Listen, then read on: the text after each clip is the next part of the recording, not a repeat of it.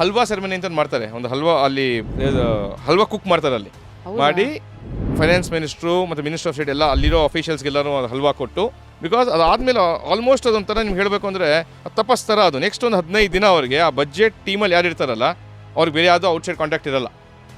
Because ಅವ್ರ ಹತ್ರ ಯಾವ ಫೋನ್ ಇರಲ್ಲ, ಯಾವುದಿರಲ್ಲ. ಬಿಕಾಸ್ ಆ budget document is of utmost secrecy.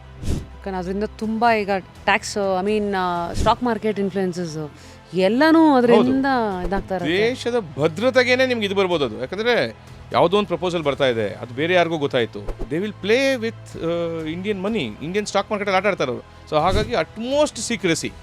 So ಹಾಗಾಗಿ ನಾವು ಬ್ಯಾಕ್ ಹ್ಯಾಂಡಲ್ ಸಿಸ್ಟಮ್ ಹೆಂಗೆ ರೆಡಿ ಮಾಡ್ತೀವಿ, ಮೇಡಮ್ ಗೊತ್ತಿರುತ್ತೆ ನಾವು 20% 12% ಮಾಡ್ತಾ ಇದ್ದೀವಿ ಅಂತ.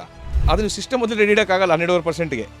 ಅದಕ್ಕೆ ಏನು ಮಾಡ್ತಾರೆ, ಅದಕ್ಕೆ ಈ ಪರ್ಟಿಕ್ಯುಲರ್ ಪ್ರಾವಿಷನ್ನು ಅಕ್ಟೋಬರ್ 1ರಿಂದ ಮಾಡ್ತೀವಿ, ಇದು ಡಿಸೆಂಬರ್ 1ರಿಂದ, ಇದು ಏಪ್ರಿಲ್.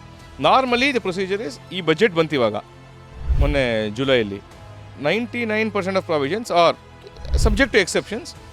ಅದೆಲ್ಲನೂ ನೆಕ್ಸ್ಟ್ ಏಪ್ರಿಲಿಂದ ಸ್ಟಾರ್ಟ್. ಅದು ಏಪ್ರಿಲ್ 1ರಿಂದ ಫೈನಾನ್ಷಿಯಲ್ ಇಯರಿಂದ all that what has been mention now will start. Full ವಿಡಿಯೋನ ನೋಡಿ on rapid Rashmi's YouTube channel.